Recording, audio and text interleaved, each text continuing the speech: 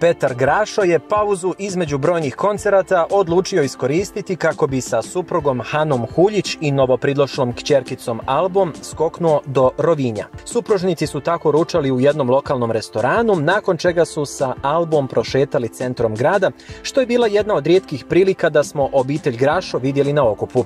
Fotografije sačinio portal Istra In. Grašo se nedavno medijima požalio kako zbog ranije preuzetih poslovnih obaveza nije u mogućnosti biti tako često sa svojima.